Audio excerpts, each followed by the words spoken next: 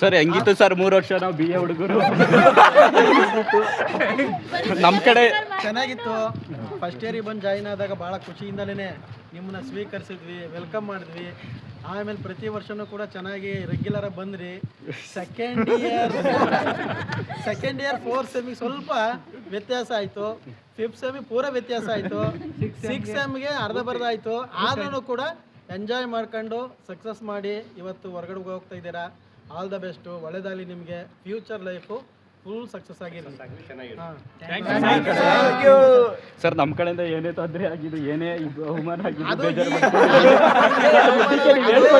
ನೀವು ಹೇಳ್ಕೊಟ್ಟಿದ್ದು ಶಿಸ್ತು, NSS ಕ್ಯಾಂಪ್ ಲಕ್ಷಣ ಅದೆಲ್ಲ ಇರಲೇಬೇಕು, ಇರಬಾರ್ದು ಅಂತ ಹೇಳಲ್ಲ.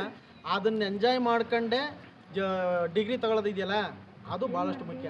ಹಾಗಾಗಿ ಫ್ಯೂಚರ್ ಐತಲ್ಲ, ಈಗ ನೆಕ್ಸ್ಟ್ ಫ್ಯೂಚರ್ ಜೀವನ ಐತಲ್ಲ, ಅದು ಭಾಳ ಮುಖ್ಯ. ಅದೆಲ್ಲ ಕಡೆನೂ ಕೂಡ ಭಾಳ ಶಿಸ್ತಿಂದ ನಿಮ್ಮ ಲೈಫನ್ನು ನೀವು ಸಕ್ಸಸ್ಫುಲ್ ಮಾಡ್ಕೊಳ್ಳಿ. ಒಳ್ಳೇದಾಗಿ ಮತ್ತೆ ವಿಡಿಯೋ ನೋಡ್ತೀರಿ ಎಲ್ಲರಿಗೂ. ಮತ್ತೆ ಕಾಲೇಜ್ ಚೆನ್ನಾಗಿದೆ, ನಮ್ಮ ಲೆಕ್ಚರ್ಗಳು ಚೆನ್ನಾಗಿದ್ದಾರೆ, ಮತ್ತೆ ಎಲ್ಲ ಬಂದ ನಾಗಮಂಗಲ ದೇವಲಪುರ ಆ್ಯಂಡ್ ಪೋಸ್ಟ್ ಕಾಲೇಜ್ ನೀವೇನು ತಿಳ್ಕೊಂಡಿದ್ರಿ?